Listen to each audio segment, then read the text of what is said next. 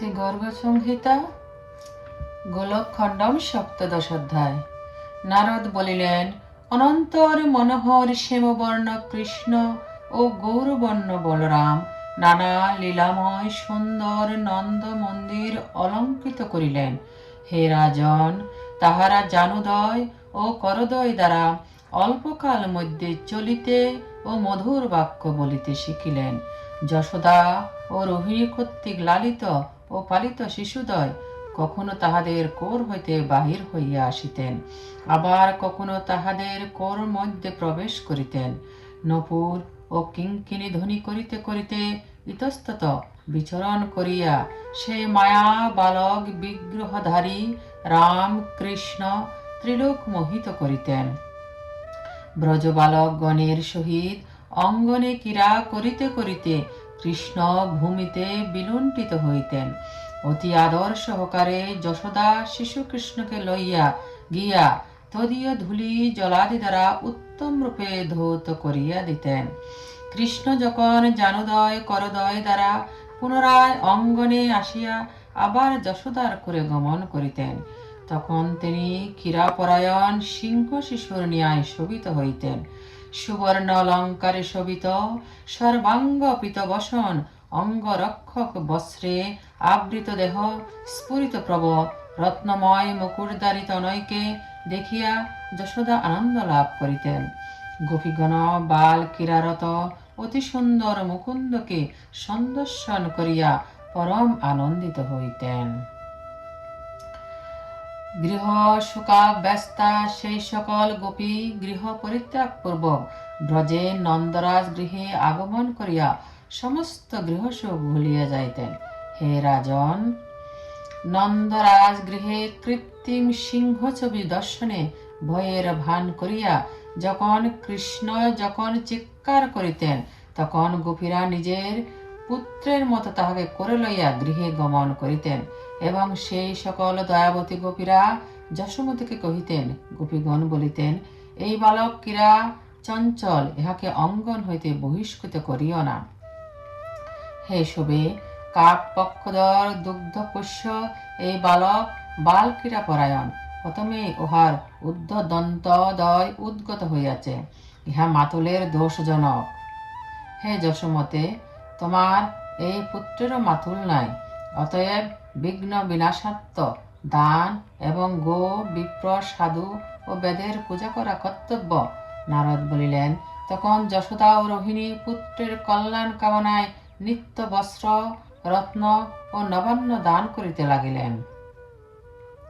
অনন্তর বাল সিংহের ন্যায় দৃষ্টি সম্পন্ন কৃষ্ণ বলরাম ব্রজপুরে বর্ধিত হইতে লাগিলেন। ক্রমে তাহারা পৌরগণের সাহায্যে পদদয়ে চলিতে শিখিলেন।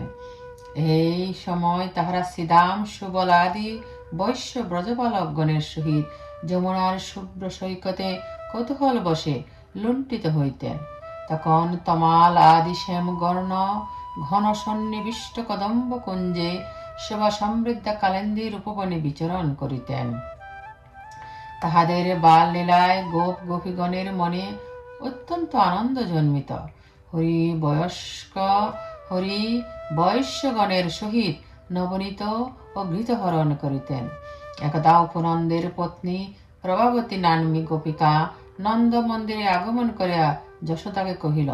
প্রভাবতী বলিল, হে যশোমতী, নবনীত ঘৃত দধি দুগ্ধ ও তন্ত্র এ সকল দ্রব্য তোমার আমার বলিয়া আমি ভেদ কিছু দেখি না। তোমার কৃপায় আমার এক সকল আছে, এই জন্য আমি কিছু বলিতেছি না। কিন্তু তোমার পুত্র চুরি করা কোথায় শিখিল? তোমার ননিচোর পুত্রের তুমি নিজে কেন শিক্ষা দাও না? আমি যদি তোমার পুত্রকে শিক্ষা দিতে যাই, তবে তোমার দৃষ্টতনয় গালি প্রদান করিয়া আমার গৃহ হইতে দ্রুত বেগে বাহির হইয়া আসে। হে যশোদে, ব্রজরাজ নন্দের তনয় হইয়া চুরি করে? আমি তোমার গৌরব হানি ভয়ে কিছু বলি না। নারদ বলিলেন, প্রভাবতী বাক্য শ্রবণে প্রেম পরায়ণা নন্দপত্নী যশোদা বালককে বর্ষণা করিয়া তাকে শান্ত বাক্য বলিলেন। যশোদা বলিলেন, হে প্রভাবতী, আমার গৃহে কোটি গো বিদ্যমান, ইহাদের দুগ্ধে পর্বত পর্যন্ত অভিষিক্ত হইতে পারে। কেন যে আমার বালক দধি চুরি করে জানি না, সে তো এখানে কিছুই খায় না। বালক যত দুগ্ধ দধি প্রবৃত্তি গব্য চুরি করিয়াছে। আমার নিকট তন্দুল্য গ্রহণ কর। তোমার পুত্রে ও আমার পুত্রে কিছুমাত্র ভেদ নাই। বালক যখন নবনীত ভক্ষণ করিবে, তখন ওই তদবস্থায় অর্থাৎ নবনীত মাখামুখে তাহাকে এই স্থানে আনায়ন করিও। তখন আমি তাহাকে বন্দন ও তিরস্কার করিব। নারদ বলিলেন, গভী প্রভাবতী তখন যশোদা বাক্য শ্রবণে প্রসন্ন হইয়া গৃহে আগমন করিল। একদা দধি চুরি করিবার জন্য কৃষ্ণ বয়স্য বালকগণ সহ তাহার গৃহে গমন করিলেন এবং গৃহভিত্তির উপর উঠিয়া তাহাদের হস্তে ধারণ পূর্বক উঠাইয়া লইয়া ধীরে ধীরে গৃহে প্রবেশ করিলেন। হরি দেখিলেন শিকার উপর দুগ্ধ রহিয়াছে, কিন্তু তাহা হস্ত দ্বারা পাওয়া যায় না। তিনি উৎকল অল ও পিরি উপূজ্য করে স্থাপন করিয়া তাহার উপর গোপ বালকগণকে তুলিয়া দিলেন এবং স্বয়ং তাহাদের উপর আরূঢ় হইলেন। তথাপি সেই অচ্যুত জনলভ্য শিখায় স্থাপিত দুগ্ধ হাতে পাইলেন না। তখন শ্রীকৃষ্ণ শ্রীদাম ও সুকলের সহিত সেই দধিবাণ্ড দণ্ড দ্বারা ভগ্ন করিলেন। ভগ্ন ভাণ্ড হইতে দধি ভূমিতে পতিত হইলে তাহাতে তাহাদের মন আকৃষ্ট হইল। কৃষ্ণ বলরাম ও বালকগণের সহিত তাহা পান করিতে লাগিলেন। বানরগণও আসিয়া তাহা পান করিতে লাগিল। গোপী প্রভাবতী ভাণ্ড ভাঙার শব্দ শুনিয়া সেখানে আসিলেন। গোপ বালক সকলেই পলায়ন করিল। প্রভাবতী কৃষ্ণের করে ধরিয়া ফেলিলেন। কৃষ্ণ ভয়ের ভান করিয়া কৃত্রিম অশ্রু ত্যাগ আরম্ভ করিলেন। প্রভৃতি তাহাকে লইয়া নন্দ মন্দিরে গমন করিলেন। তিনি সম্মুখে নন্দকে দেখিয়া মাথার ঘোমটা টানিয়া দিলেন। হরি নিয়ত ভাবিতে লাগিলেন, মাতা তো এইবার দণ্ড দিবেন। স্বৈরগতি হরি তখন প্রভাবতীর পুত্ররূপ ধারণ করিলেন। কুপান্বিতা প্রভাবতী যশোমতী সমীপে আগমন করিয়া কহিলেন, এই বালক ভাণ্ড ভাঙিয়া সমস্ত দধি অপহরণ করিয়াছে। যশোদা প্রভাবতীর পুত্রকে দেখিয়া হাসিতে হাসিতে বলিলেন, মুখ হইতে অবগুণ্ঠন মোচন করিয়া ইহার অপরাধের কথা বল। আর যদি বৃথা অপবাদ দাও, তবে আমার গৃহ হইতে নিষ্কান্ত হও। চুরি করিয়াছে তোমার পুত্র, আর দোষ দাও আমার পুত্রের। লোকলজ্জা যুক্ত প্রভাবতী তখন ওই অবগুণ্ঠন উন্মোচন করিয়া নিজ পুত্রকে দর্শন করত বিস্মিত মনে কহিল, তুই নিষ্পদ হইয়া এখানে কিরূপে আসিলি? আমার করে তো শ্রীকৃষ্ণ ছিল।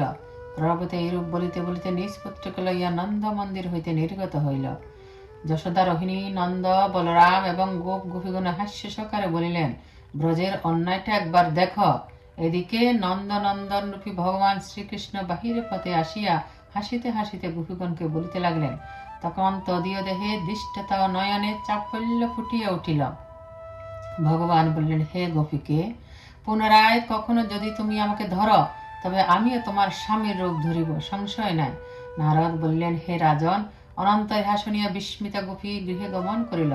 তদবধি কোন গৃহে কোন গোপী লজ্জায় শ্রীকৃষ্ণকে ধরিত না। গোলককর্ণের সপ্তদশ অধ্যায় সমাপ্ত।